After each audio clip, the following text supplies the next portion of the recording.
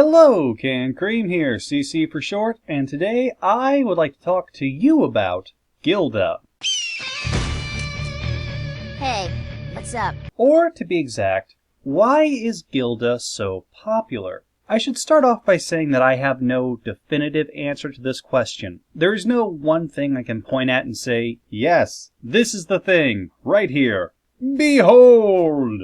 And perhaps there is no one correct answer when it comes to things like breakout fan favorites. But what we can do, and what I am going to do, is point out a few facts and mix generously with a collection of ideas and theories. So, let's begin. First appearing in Season 1, Episode 5, Gilda was our first, and so far, our best introduction to the Griffin species. And as far as first impressions go, she is not exactly the best. However she may have been during her childhood with Dash, Gilda grew up into a rude, bossy bully, seemingly interested only in keeping an appearance of superiority around anyone she does not deem cool enough.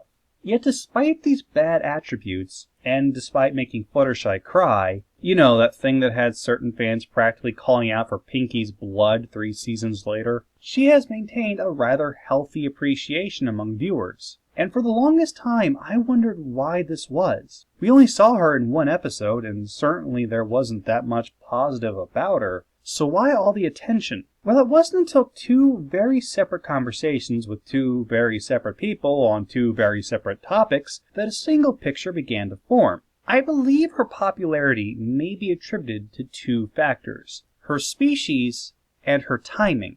To start with the first object on the list, I got talking with a good friend of mine about just why people become attracted to anthropomorphic characters. Not necessarily furries, but if you want to use that term, go right ahead. And the answer he quoted to me came from the theory involving the ingrained human need for genetic variation in mates. Now, right off the bat, this isn't going to be a sex thing. I am not about to suggest that Gilda's popularity comes from a group desire to, ruffle her feathers. But what I am saying is that her uniqueness can lead to some overlooking her personality. This accredits back to the whole genetic variation thing, at least in a broad sense. While Equestria may be home to a variety of species, we don't often see them in much more than the briefest of flashes, let alone get a chance to establish a character in one. But Gilda stands an exception to this. When watching and enjoying the show, at least in some way, your mind has to accept the new reality that is being created. It's the same for any piece of fiction, whether you're watching it on TV, enjoying it in a book, or playing it in a game, your mind becomes entangled within the universe. You begin to accept the norms that world creates. In MLP, the norm, at least when it comes to what we see, are ponies. We see them constantly, everywhere. For as long as we are invested in what we are watching, these talking, intelligent equins are totally normal.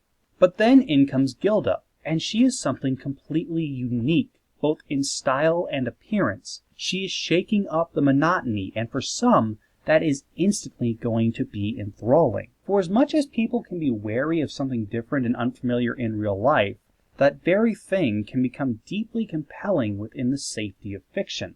Does this mean that if Gilda had been introduced as a Pegasus like Rainbow, that she would have gained the same level of fame despite her appearance?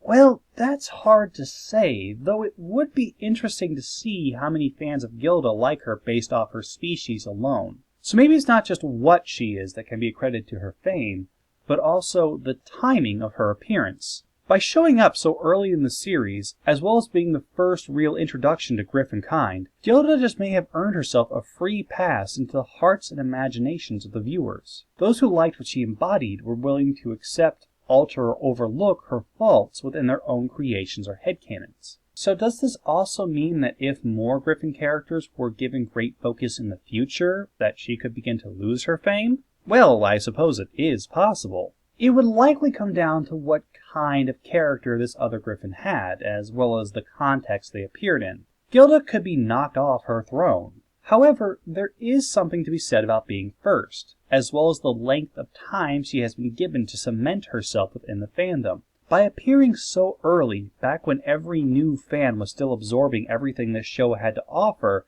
it was far easier to squeak by with less scrutiny than anything introduced in the later seasons would.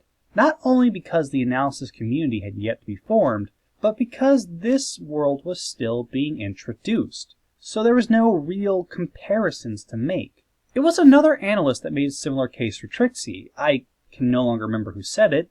Sorry. But their argument was that the fans latched onto Trixie because she was the first non-main character unicorn that had been given any real screen time or characterization. Whether or not you agree with that point, it does make for an interesting theory, and it got me wondering if there wasn't some truth in the matter that could be applied to Gilda as well. After all, both characters have been given a great following despite having somewhat crummy attitudes, and they were both one episode apart from each other. So it is possible that by appearing so early and being so different from anything we would see in the series before or for a long time after, Gilda has earned every bit of fame that she's been given by the community. Maybe it just goes to show that luck can be every bit as important as characterization. But what about you, dear listener? Are you a fan of Gilda the Griffon? And if so, why? Post your thoughts about the girl who's half eagle, half lion, and all awesome in the comments below. And in the meantime, thank you very much for watching, and as always, Stay pony, my friends.